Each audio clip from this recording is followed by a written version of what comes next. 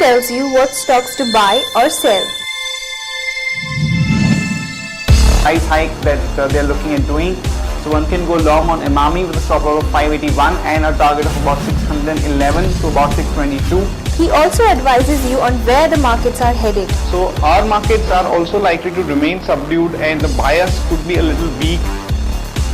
Now he will simplify budget and all that comes along with it. Presenting Sharekhan's advisory head Hemam Jani, connecting with you this budget to help you understand budget and its complications. Friends, let me take you through the important most monitorables that we shall be watching out for in the budget 2013-14. First of all, friends, we shall be looking at the headline fiscal deficit number that the finance minister is looking at. If this number is below 4.8% of the GDP for next year, it's going to be positive.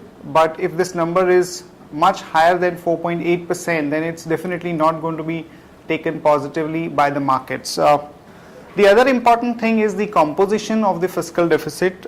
If this fiscal deficit is arrived at by reducing the expenditure, then it's positive. But if it is done by having a very ambitious and aggressive targets on the revenue front, then it's not going to be that positive. Also, when we look at the expenditure, it's important to see the subsidy on food and subsidy on fuel and fertilizer. If the finance minister has achieved this by cutting down on the subsidy, then it may look a bit unrealistic. The composition of the expenditure cut is something that the market is keenly going to watch out for. The other important monitorable is the revenue growth forecast for next year. If this revenue growth forecast is about 15 to 16%, then it's realistic. But if it's very aggressive, then in the current macro environment that we are operating in, it would be difficult to achieve.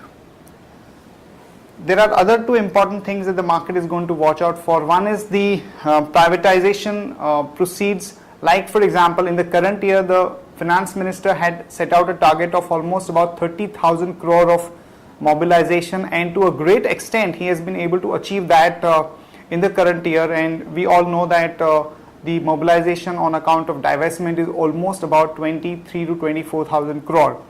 So given the current market sentiment, if the finance minister is looking at mobilizing more than 30,000 crore, then it would be a little difficult to achieve. Similar is the case with telecom receipts, because we know that the response to the spectrum auctions in the past 2 or 3 months has not been that great. So if the finance minister is looking at mobilizing more than 30,000 crore of rupees by way of this auction revenue, then it's not going to be realistic in the current scenario. Also, the important thing to watch out for is the net market borrowing figure. If this figure is more than 5 trillion rupees, it's going to be definitely negative, because that would lead to some kind of a pressure on the interest rates, and overall market would not like that. But if this net borrowing figure is less than 5 trillion rupees, then definitely it's going to be realistic and market would take it positively. Lastly, friends, the important monitorable would be the implementation of the GST and what kind of timeline is the finance minister looking at, because there have been consultations with various states on this and there have been some gaps, but overall we are getting a sense that there would be some amount of timeline that the finance minister would be putting in the current budget. So those are the important most monitorables that the investor should be looking at from the current budget.